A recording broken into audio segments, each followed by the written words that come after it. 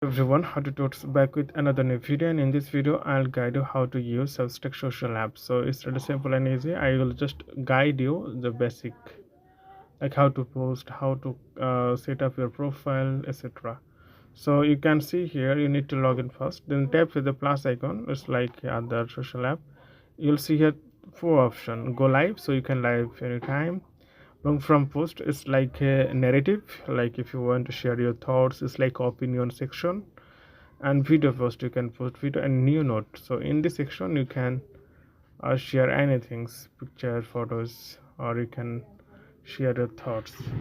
And if you want to see here your view profile, then you can see, you can edit, you can customize your profile here, you can add social media. So and you can add your friend here, you can add friend, you can search friend. So you can following, like if you follow someone and when they post you, then you can see them through this way. You can check notification activity, message, you can message people, you can a subscription, like you can see here download, you can see your activity here.